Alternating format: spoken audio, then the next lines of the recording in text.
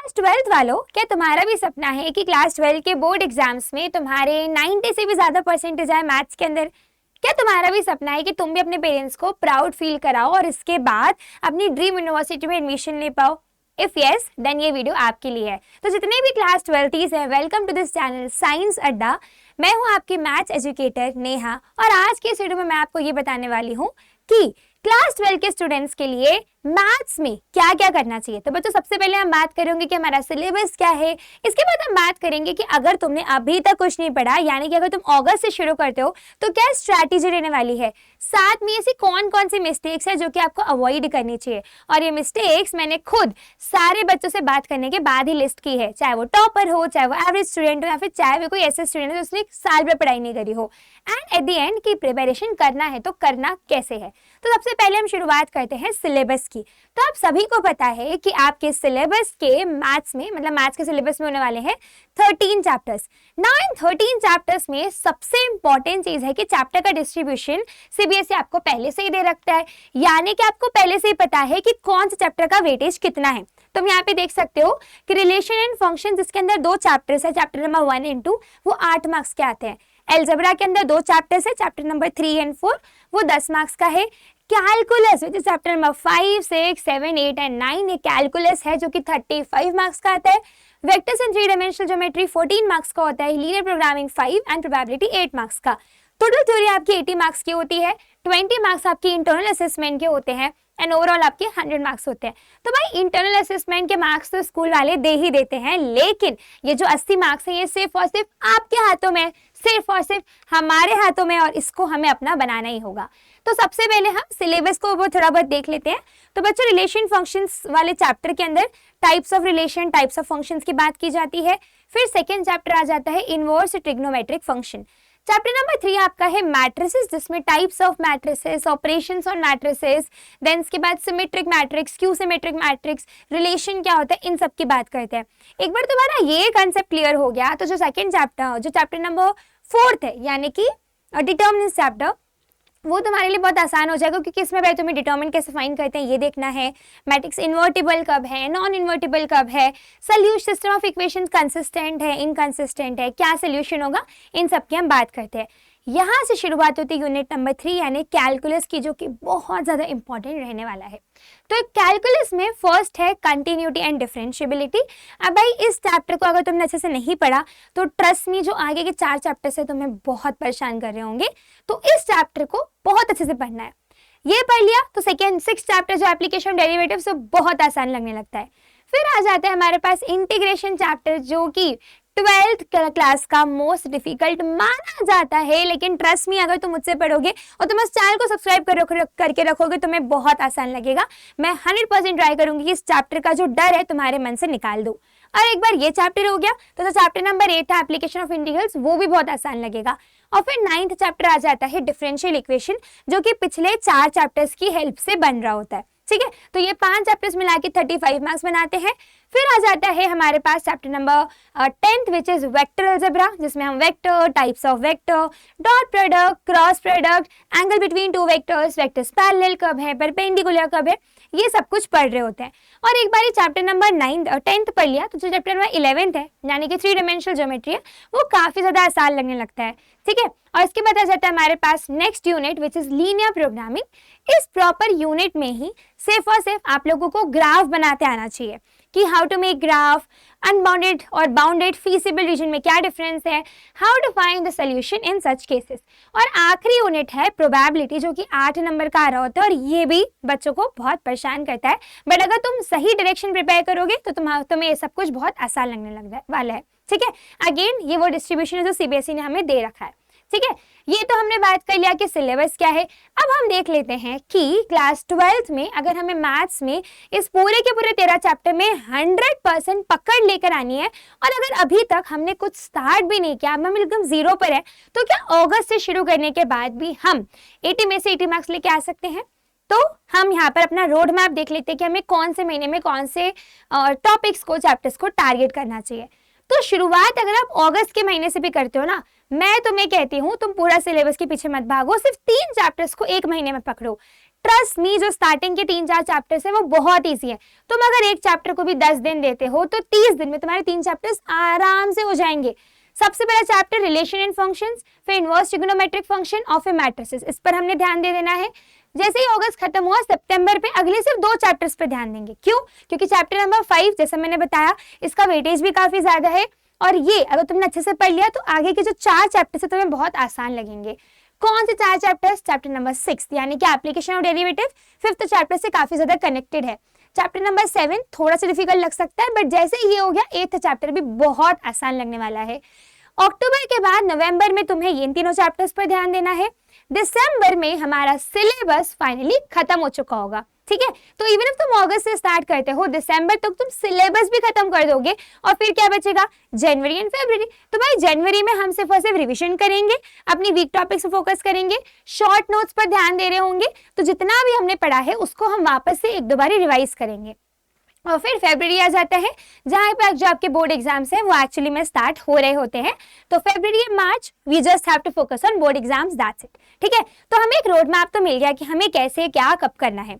Now the question is, कैसे कौन से मिस्टेक्स हैं जो कि बच्चे बार बार कर रहे होते हैं, जिसके कारण उनके 12th क्लास से मार्क्स आते आते चले जाते हैं। तो भाई ये सारी मिस्टेक्स है। फर्स्ट चीज है कि बच्चे को स्टडी प्लान ही नहीं बनाते हैं। तो जब भी तुम बैठ रहे हो पढ़ने के लिए, उसके पहले डिसाइड करके बैठो कि मेरे को ये टास्क करना है, इसके बाद ही मैं उठने वाला हूँ, ठीक है। Do not count the number of hours. ऐसा नहीं कि तुम्हें आज 5 घंटे पढ़ना है, 10 घंटे पढ़ना है, नो।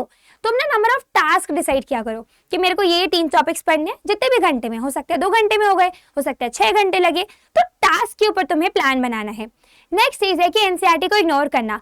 अब बहुत सारे र्यूमर्स फैले हुए हैं कि मैथ्स की जो एनसीईआरटी है ना, उससे ज्यादा फायदा नहीं मिलेगा, आर.डी. शर्मा करो, आर.एस. अग्रवाल करो। Yes, I completely respect all the reference books, but at the same time जो तुम्हारा फाउंडेशन है वो तुम्हें एनसीईआरटी से ही मिलने वाला है, तो एनसीईआरटी को अवॉइड या फिर इग्नोर नहीं करना है। फिर आ जाते हैं कि पीवाईक्यूज को स्किप कर देते हैं। भाई जब तुम्हें पता है कि जो तुम्हें बोर्ड के एग्जाम में पेपर दिखेगा वो पीवाईक्यूज के जैसा ही होने वाला है, तो उसको स्किप क्यों करना है? तो पीवाईक्यूज को स्किप मत करना, जैसे चैप्टर एंड होता है उसके पीवाईक्यूज लगाओ, फिर ही तुम आगे बढ़ोगे। And watching lectures without practice. तुम में से बहुत सारे बच्चे ऐसे जो कि YouTube से पढ़ रहे होते हैं, तो भाई YouTube पर इतने सारे टीचर्स हैं, हर टीचर अपने अपने तरीके से पढ़ाते हैं। तो सबसे पहली चीज तो है कि एक टीचर को फिक्स कर लो और उन्हीं से थ्रू आउट द ईयर पढ़ना। साथ में ही तुम जब लेक्चर देखते हो तो लेक्चर के प्रॉपर नोट्स बनाने। तुम कोई मूवी नहीं देख रहे हो जो मजे से हम देखे जा रहे हैं without making notes, no, you have to write everything जो कि लेक्चर में तुम्हें सिखाई जा रही है, और उसके बाद उसको प्रैक्टिस भी करनी है। नेक्स्ट मिस्टेक हम करते हैं कि हम रिवाइज ही नहीं करते। हम सोचते हैं कि चलो 4 चैप्टर हो गए, अब आगे बढ़ते जाते अरे भाई तुम्हारा जो ब्रेन है उसको भी तो ट्रेनिंग चाहिए है। इसके लिए जब भी तुम आगे बढ़ोगे मेक श्योर करो कि पीछे की चीजों को रिवाइज जरूर करें। तो मैं ना एक आदत डाल लो कि सोने से 30 या 40 मिनट्स पहले हम सब कुछ रिवाइज करेंगे और इसके बाद ही बेड पर जाएंगे सोने के लिए, अदरवाइज हम नहीं सोएंगे, ठीक है। और क्या हम अवॉइड कर लेते हैं कि हम हाई वेटेज चैप्टर्स को, जैसे तुम्हें मैंने अभी से डे 1 से बता दिया है कि कैलकुलस बहुत हाई वेटेज है, तो तुम क्यों कैलकुलस को अवॉइड कर रहे हो? माना कि कैलकुलस थोड़ा डिफिकल्ट है, लेकिन अभी डिफिकल्ट लग रहा है तो कोई दिक्कत नहीं है, हम मेहनत करेंगे इजी लग जाएगा। लेकिन अगर ये डिफिकल्टी तुम्हें एग्जाम के 10 दिन पहले लगेगी तब तुम्हें कोई हेल्प नहीं कर पाएगा। तो बच्चों मेक श्योर करो कि जो भी हाई वेटेज टॉपिक्स है उनको अच्छे तरीके से पढ़ रहे होंगे। एंड सबसे बड़ी मिस्टेक पता है क्या है? कि तुमने ये सारी मिस्टेक सुनी लेकिन तुम फिर भी वो मिस्टेक कर रहे होगे, तो ये चीज तो बिल्कुल भी मत कर लेना। नाउ बात होती है कि प्रिपेयर करे तो करे कैसे। रोड मैप बता दिया, मिस्टेक्स क्या नहीं करनी बता दिया, सिलेबस बता दिया, तो हमें प्रिपरेशन कैसे करना है देखो। स्टार्टिंग विथ हमारा पहला फोकस होगा, हर चैप्टर के लिए बता रही हूँ मैं, ठीक है। तो सपोज चैप्टर नंबर 1 से तुमने शुरुआत करी, चैप्टर नंबर 1 पे पहले हमने पूरा सिलेबस अपना देख लिया, मतलब जो भी सिलेबस था उसको स्टडी कर लिया, एनसीईआरटी के सारे क्वेश्चंस हमने लगा लिए, शॉर्ट नोट्स बना लेना अपने लिए, ताकि चैप्टर के एंडिंग में तुम्हारे पास एक समरी रहे कि ये चैप्टर में मेंशन था। जो भी इंपॉर्टेंट फॉर्मूलाज थे वो भी हमने याद कर लिए। एक बार ये हो गया, फिर हम क्वेश्चंस कहाँ से प्रैक्टिस करेंगे? एनसीईआरटी और एनसीईआरटी एग्जाम्पलर से। साथ में ही मैं तुम्हें सजेस्ट करूंगी, अगर ये हो जाए तो you can follow one reference book, चाहे आर.डी. शर्मा हो, आर.एस. अग्रवाल हो, तुम्हें जो बुक पसंद है या जो बुक तुम्हारी किसी टीचर या तुम्हारे किसी सीनियर ने बता रखी हो, लेकिन अच्छी रेफरेंस बुक हो, उसको जरूर से तुम ले सकते हो मैथमेटिक्स के लिए। इसके बाद क्या करना है? सैंपल पेपर या तो पीवाईक्यू उस पर्टिकुलर चैप्टर के तुम्हें सॉल्व करने होंगे, ठीक है। लेकिन सबसे ज्यादा इंपॉर्टेंट है रिवीजन। सपोज तुमने 10 दिन में एक चैप्टर तो खत्म कर लिया, लेकिन जब तुम दूसरा चैप्टर पढ़ोगे देयर आर हाई चांसेस कि तुम्हारा जो पहला चैप्टर है ना वो थोड़ा सा वीक हो जाए, क्योंकि सीधी सी बात है कि अब तुमने उसमें टाइम कम दे रखा है। तो हमें ना मल्टीपल टाइम्स रिवाइज करते रहना है। Now you have one stop solution for all of them. क्या वन स्टॉप सोल्यूशन है कि मैंने तुम्हें जितनी भी चीजें बताई है, चाहे तुम्हें सिलेबस का डर हो, कितना सारा सिलेबस है, चाहे तुम्हें समझ में नहीं आ रहा हो कि मैम मिस्टेक्स तो आपने बता दी, बट हम स्टूडेंट है, हमसे डिस्ट्रैक्शन तो हमें होता ही है। व्हाट इफ हमने मिस्टेक कर दी, मैम आपने स्ट्रैटेजी तो बता दी कि कौन से महीने क्या पढ़ो, लेकिन व्हाट इफ हम नहीं पढ़ पाए, तो भाई तुम्हारे लिए इन सारी चीजों का एक ही सोल्यूशन है, जिसमें तुम्हें हर एक चीज तुम्हें खुद से करनी नहीं है। हम तुम्हें बता देंगे कि भाई ये आज करना है, हम तुम्हें करवा भी देंगे, बस तुम्हें सामने बैठ के करना होगा। तो उसके लिए तुम सब लोगों के लिए आधार 3 पॉइंट बैच आ चुका है, जो कि स्टार्ट हो रहा है 3 अगस्त से। तुम्हें कोड यूज कर लेना है NS10 ताकि तुम्हें डिस्काउंट भी मिल जाए। ना बच्चों, ये 3 अगस्त से स्टार्ट हो रहा है, जैसे कि मैंने बताया। इवन इफ तुम अगस्त से स्टार्ट करते हो तभी भी तुम मैथ्स में फुल मार्क्स टारगेट कर सकते हो, लेकिन इस बारी देरी मत करना। बैच को ज्वाइन कैसे करना है? गूगल पर जाकर हम सर्च कर रहे होंगे अड्डा 24/7, click on the first website, all courses में जाओगे, यूजीएन पेज एंट्रेंस एग्जाम में जाओगे, CUET साइंस पर क्लिक करेंगे, हम व्यू ऑल में जाएंगे एंड हम यहाँ पे स्क्रॉल ये देख सकते हो Aadhaar batch 3.0। When you click on this batch, buy now पर क्लिक करोगे, एंटर क्या करना है हमें, कूपन कोड NS10। जैसे आप इसको अप्लाई करोगे, आप देख सकते हो कि प्राइस आपका 5659 रुपीज हो जाएगा फॉर द कंप्लीट 10 मंथ, जब तक तुम्हारा बोर्ड एग्जाम नहीं हो जाता। ठीक है, तो हमें यहाँ पे समझ में आ चुका है कि डिस्काउंट कोड हमें ये यूज करना है। साथ में अगर तुम्हें प्लानर देखना है तो तुम प्लानर भी यहाँ से जाके देख सकते हो। तुम यहाँ पे देखो तुम्हारे पास कौन कौन से टीचर्स पढ़ाएंगे, ये सारे हैं।